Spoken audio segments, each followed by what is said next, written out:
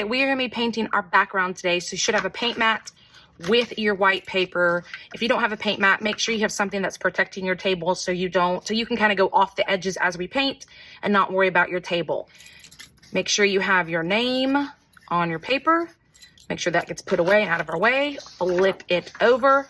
Yes, your white paper will be vertical. That's the direction that we're going to be painting. And we have two shades of blue and white. So we're going to use all three to create a sky background on our paper. And we have a large round brush. So you need to be careful every time you switch colors. The big paint mat is also helpful. You can wipe your brush on the paint mat instead of having to wash your brush in the water. When you are wiping, you want to keep your hairs all in the same direction. You don't want to flatten them out and spread them out because that messes up our paintbrush hairs. So what we're going to do, I'm going to start with our lighter blue, paint it on. I'm not in any way, then I'm going to wipe this off. I'm going to add some white on top to kind of lighten it up in some areas. And again, I'm not painting any direction, just kind of moving my brush around. Wipe this off and add a little blue, darker blue on top. Again, if you have spots open, you can wipe your brush off and figure out which color you want. I think I'm going to go with a little more darker blue. You just want to make sure all the white space covered up on. Okay, so again, I have all of my paper painted. This is the blue sky in our apples. So please make sure that you are cleaning up your area properly. Make sure this gets in a place to soak. Our paints will be put away, and then our paper and our paint mat will get to an area to dry.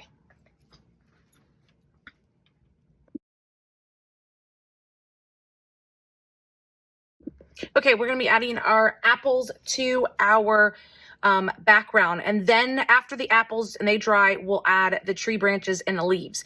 There are two shades of red. We have a bright red orange and then a darker red orange to give it more of a shadow on one side and brighter on the other side. I have a round brush is what I'm using. We're going to do 5 apples. 5 apples is what we're doing. So make sure that you are looking, and they're going to be kind of 3 at the top, I believe we're going to do, and then 2 kind of farther down. So what we're going to do is going to start with our lighter, brighter red. And I'm just going to draw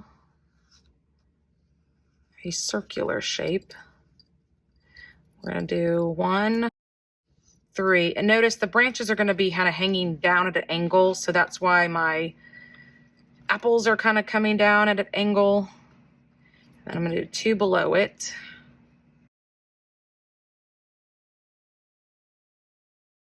And yes, apples are all different shapes and sizes, so if one's bigger than the other, no big deal. Okay, I'm just making sure I like the shapes I see. Okay, so I'm going to wipe off this brighter color. I'm going to take the darker color. Now you've got to think of light and shadows. So if I have a light, like the sunlight is shining on this side of my apple, then my shadow is going to be on the opposite side. So light, shadow. So I'm going to take my dark, and because my light's coming on the right, my darker part of the apple is on the left. And I'm not painting the whole apple, I'm just doing a curve. So I have my apples. Again, I need to wipe this off to get my brush clean. Okay, we are going to be adding our tree limbs now and your leaves. I have a brown, a green, and then I'm hoping to be like a mustard green. So I've added some yellow and some brown and some green. So let's mix it up and see what we get. I mean, it's a dark green. I would have liked it a little more yellow, but that's going to be okay. As long as it's a different shade from my original green. And I have a round, smaller brush because we do want thinner lines as we make our tree limb attached to our apples. Now, here's a good technique tip, pressure. Pressure is one way that we make thin lines and thick lines. So I'm going to show you up here my paint mat. If I push down, it's going to make a very big, fat tree limb. Sometimes we want that. If I don't put as much pressure, it's going to make a thin tree limb. Sometimes we want that. Obviously, the thicker limbs are going to be what is coming out off the tree. The thinner limbs are going to be what's attached to the apples. So you're going to start with your brown. We want the thicker limbs to kind of come from this corner towards that direction, that diagonal line. And if they kind of get close or not, and it doesn't need to be perfectly straight. We know tree limbs are not perfectly straight. So I'm not worried if I'm moving around. So I put a little more pressure and I kind of want it thicker towards the corner of my, and I'm going to do the same thing below it. Come from this side. I want it to be thicker. So I'm pushing down. So once I've got my two thicker branches, now I want to do the thinner one. So I don't want to push down as hard. This is not an easy technique. It may take you a couple times. That's why we have a paint mat. It's helpful to practice those techniques as long as you're above your paper, not where you're going to put your arms or move your paper. So some of my apples, I'm going to start a little farther down and make a tree limb or the stem. And then I can even add some stems coming off. And then some I can go up here and bring the stem down that way. So just have to take a moment and think, where do you want your stems coming from? And then you can even take it and add a few.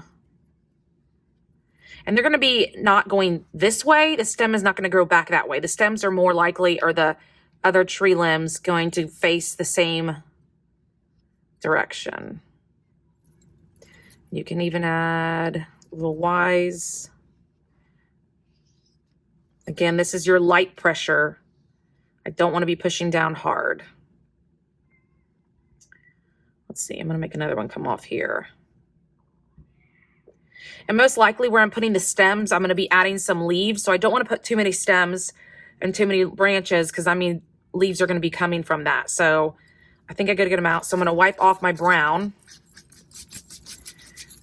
I'm going to use both different color greens. I'm going to start with the lighter green. And what I'm going to do is, it doesn't have to come off perfectly, but I'm going to show you right here because they have more space. Hold my paper down. It is, what I do is a frowny face, smiley face, fill it in. So I'm going to do a few of those around, and then I'm going to switch to my darker color.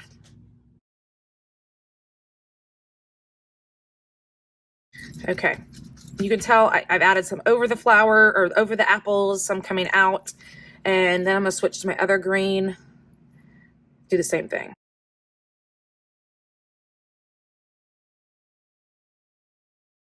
Now, once I get my darker leaves in, I can kind of go back to my green and kind of fill in where I feel like I need to add some more. I feel like I got a lot of dark green, so I may need to wipe this off and add a few more lighter greens in there.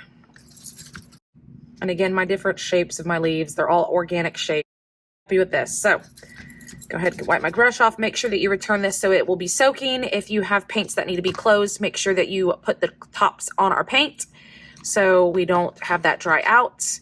Last but not least, we need to make sure that our paper gets to the proper area to dry. This is your final painting part. We are going to add some details to our leaves, this and maybe the tree branch too, but this is going to be with a different medium. Okay, our last step is adding our details. Now this last layer needs to be dry. So I have oil pastels. Pastels work the best because they're a little bit thicker. So what you're going to do, I'm going to use greens. I have 2 shades of green and brown, a few shades of red, I believe. So what we're going to do, we're going to start with our brown.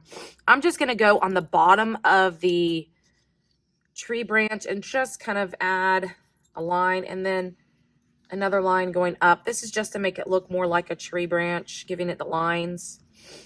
So I'm just going up the big part of the branch, giving it some texture. So that's all I did with the brown. I didn't do it to the little ones. I just did it to the two thicker branches. Next, I'm going to take my greens. I'm I'm going to take, it doesn't matter which one you do it, I'm going to outline the leaf, and then I'm going to go down the middle with a line and then put V's coming off that. And I'm just going to do the same thing on all my leaves. And I'm going to switch back and forth between the two greens. And actually, now that I say that, I don't even like the real green. I'm going to go with the lighter green. I like how it makes the leaves pop. So figure out which green you would like to use and see which one works better for you.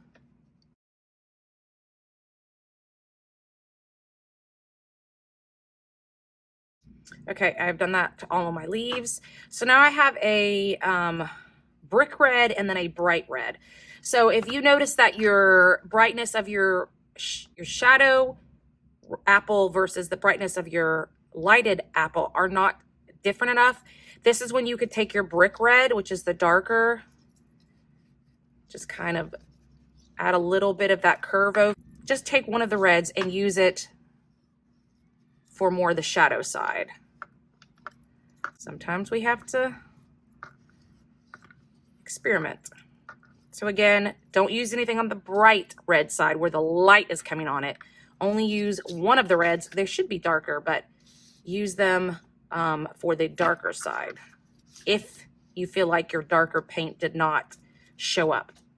This is an option. Okay, so I've got all my oil pastels, put them back. That is the last step. This is our completed apple painting.